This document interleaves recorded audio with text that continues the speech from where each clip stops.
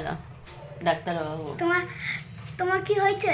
ঠান্ডা লেগেছে, জ্বর, কাশি হচ্ছে। ঠিক আছে। ছেলে এখন শুরু করেছে থার্মোমিটার নিয়ে জ্বর মাপতে। আর বসেছিলাম, মানে বসে নয়, শুয়েছিলাম সকাল থেকে, কারণ শরীর একদমই ভালো ছিল না। টুকিটাকি যে বাড়ির কাজগুলো সেগুলো করছিলাম, আর ছেলের দিকটাই দেখছিলাম। রান্নাটাই জাস্ট করিনি, তারপর বাড়ির কাজ যা যা ছিল সেগুলো করছিলাম। আর ছেলে দুপুরবেলায়, মানে তখন প্রায় বাজছিল 12টা এরকম সময়, বলছে যে মা আমি তোমার জ্বরটা মাপি, তোমার শরীরটা ভীষণ খারাপ, আমি তোমাকে একটু দেখি। একবার মেলাতলা থেকেই ডাক্তারের যে খেলনার জিনিসগুলো হয় এগুলো নিয়ে এসেছিলো, ওগুলো নিয়ে আমাকে দেখছিল। আর আমি এখন রুগী হয়ে গেছি, এখন আমি এমনিই রুগী, আর সে এখন ডাক্তারবাবু হয়েছে। কি হচ্ছে এটা? বুকে জাম্প হয়ে যাচ্ছে, বুকে এক্সরে, সর্দি জাম্প হয়ে গেছে। আচ্ছা, আর কি করতে হবে? উড়ি বাবারি, এত বড় ইঞ্জেকশন! উড়ি বাবারি, উড়ি বাবারি, আমি কাঁদতে শুরু করবো তো। কিচ্ছু হবেনি।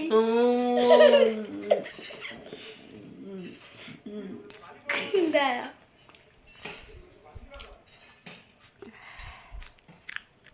তুই তো বড় যে, এটা তোমাকে কানতে হবে না, এটা খেলনা যে খেলনা। আচ্ছা আচ্ছা, মুখটা বন্ধ থাকবে, মুখ বন্ধ।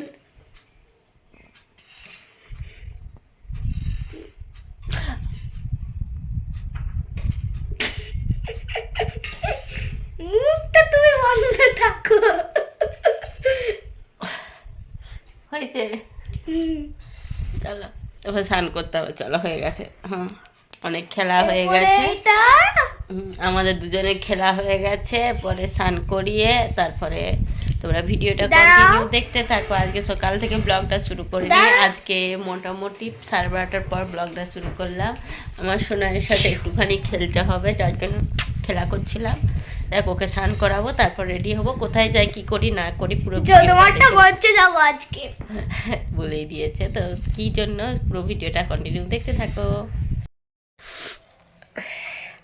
দেখো ফ্রেন্ডস, এখন বাজছে দুপুর 2টো। আমি যে রেডি হয়েছি, সিম্পলভাবেই রেডি হয়েছি। যাব, ছেলের প্রোগ্রাম আছে ব্যায়ামের, তোমাদেরকে শেয়ার করেই দিচ্ছি। ছেলের ব্যায়ামের প্রোগ্রাম আছে যদুভট্ট মঞ্চে, তার জন্য রেডি হয়েছি। আর শরীর ভীষণই খারাপ, ভীষণ মানে ভীষণই খারাপ, এতটাই খারাপ ধারণার বাইরে। যেতে পারবো না, কিন্তু এই প্রোগ্রামটায় যেতেই হয়, কিছু করার থাকে না। দেখতেই পাচ্ছ চোখ মুখের অবস্থা, আর নাক তো কন্টিনিউ টেনেই যাচ্ছে। অনেকে বলে আর কি ফৌজি ওয়াইফদের নিয়ে, যারা সোশ্যাল মিডিয়ায় তুলে ধরে আর কি, কম বেশি প্রত্যেকেরই, মানে যাদের হাজব্যান্ড বিশেষ করে বাড়িতে থাকে না, কম বেশি প্রত্যেকেরই এরকম সমস্যা হয়, কষ্ট হয়। অনেকের হেল্প করার লোক থাকে, যেমন ভাই, দাদা, দেওর, যার যেমন থাকে। আবার অনেকের কেউ থাকেও না, সেই রকম আমার কেউ নেই, কেউ মানে হেল্প করার, এতটুকু পর্যন্ত হেল্প করার কেউ নেই। কেন এবারে বলতে হবে, একে বলতে হবে, তাকে বলতে হবে, তার সেই জায়গা থেকেই মানে যাকে বলে বলে বলে বলে বলে করানো আর কি, সেই জিনিসটা আমার আবার হয়েও ওঠে না। সে জায়গা থেকে আমার কেউ নেই, তাহলে সেখান থেকে আমাকে একাকেই করতে হয়। সেরকম অনেকের থাকে, কিন্তু আমরা সোশ্যাল মিডিয়ার মধ্যে তুলে ধরি বলে আমরাকে মানুষ খারাপ বলে, যে তোমাদের যত ঢং, তোমরাই ফৌজি ওয়াইফ নাকি, বা তোমাদেরই স্বামী কি বাইরে থাকে, আরও কি কারোর থাকে না। হ্যাঁ, কষ্টটা কম বেশি অনেকেরই হয়। কেউ হয়তো ছেলেকে নিয়ে নিজের মতো ইচ্ছা করে থাকে, কি কারোর হয়তো সাপোর্ট করার অনেক লোক থাকে, যা বললাম তো, দাদা, ভাই, এরকম, সেই জায়গা থেকে তারা তুলেও ধরে না। আর কারোর হয়তো এরকম কেউ থাকে না, প্রচুর কষ্ট পায়। সেরকম আমারও সেই জায়গা থেকে নিজেকেই সমস্ত কিছু করতে হয়। আজকের এই অবস্থাতেই এখন বেরোচ্ছি, মানে বেরোবো 5 মিনিটের মধ্যে বেরোবো, দুপুর 2:05-10 মধ্যে বেরোবো। একদম রাতে বাড়ি ফিরবো 9টা-10টা প্রায় বেজে যাবে। এতটা টাইম শরীরের এই অবস্থা, ছেলেকে নিয়ে, মানে বুঝতেই পারছো, যাদের হয় তারা বুঝে। অনেকে বলবে হ্যাঁ সব মায়েরাই করে, হ্যাঁ অনেক মায়েও করে, কিন্তু আমি তাদের, মানে তারা ভালোবেসে করে, বা তারা শুধু ছেলেটাকে নিয়ে থাকে তার জন্য করে।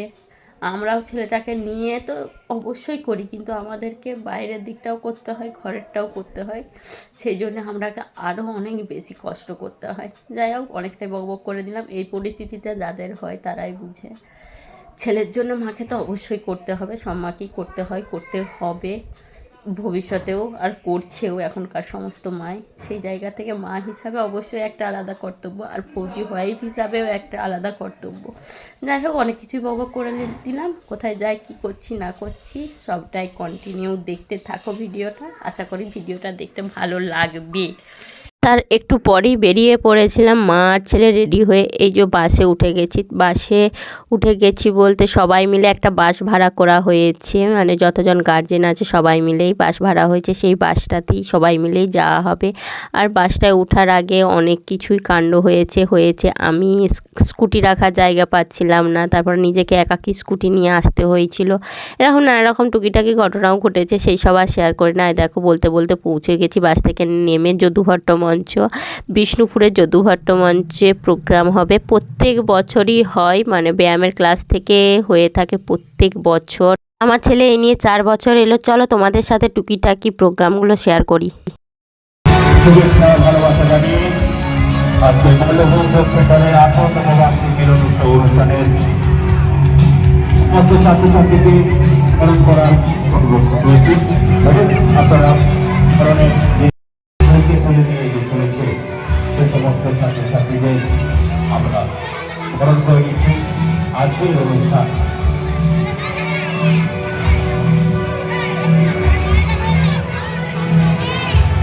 বরণ পর্ব শেষ হবার পর এখানে আমাদের যে ছেলেগুলো আছে সেগুলো সবাইকে লাইন দিয়ে দাঁড়িয়েছে টিফিন দেওয়ার জন্য, আর আমি একটু তোমাদের সাথে শেয়ার করছি।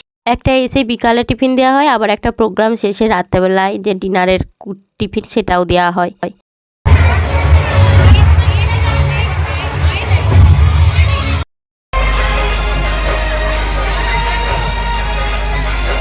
এগুলো যেহেতু ছোটদের প্রোগ্রাম দেখতে কিন্তু বেশ ভালো লাগে।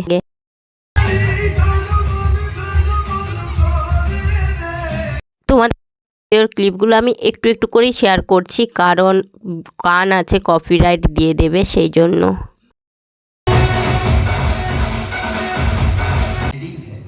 फैक्ट्रीज है, मॉल्स है, इंफ्रास्ट्रक्चर्स है।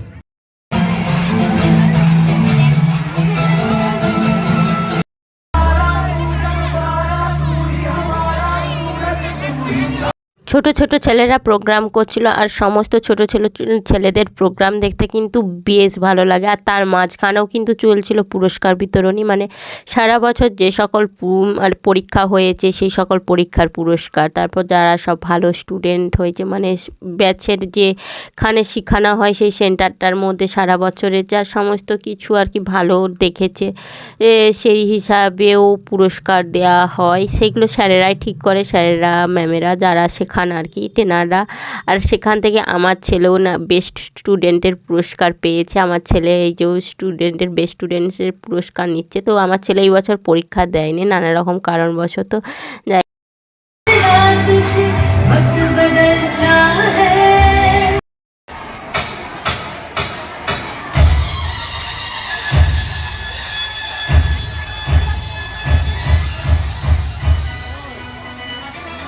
আমাদের ছেলেদের যে প্রোগ্রামটা ছিল সেইটা ছিল সবার শেষের দিকেই, তার জন্যে আসতে বেশ অনেকটাই রাত হয়ে গিয়েছিল। প্রায় বাড়ি যখন পৌঁছেছি প্রায় 9:45 এরকম বাজছিল। আর আমি ছিলাম ভীষণ টায়ার্ড, মানে আর ভিডিওটা কন্টিনিউ করতেও পারিনি আর শেষও করতে পারিনি। তার জন্য ওদের প্রোগ্রামের কিছুটা অংশ দেখিয়ে ভিডিওটা আজকে এখানে শেষ করছি। সারাদিন প্রচুর ক্লান্তির মধ্য দিয়ে কেটেছে, আর ছেলেও ভীষণ টায়ার্ড হয়ে পড়েছিল। রাত্রেবেলায় টিফিন ছিল বাসন্তী পোলাও, আলুর দম, মিষ্টি, যেটা প্রত্যেক বাড়ি দিয়ে থাকে, কিন্তু এই টিফিনটা খুব সুন্দর লাগে। যাই হোক, আজকের ভিডিওটা এই পর্যন্ত। সকলে ভালো থেকো, সুস্থ থেকো। লাইক, কমেন্ট, শেয়ার, সাবস্ক্রাইব করে দিও। ইউটিউব থেকে দেখে থাকলে আর ফেসবুক থেকে দেখে থাকলে কিন্তু ফলো করে দিও। সকলে ভালো থেকো, সুস্থ থেকো। সকলকে টাটা।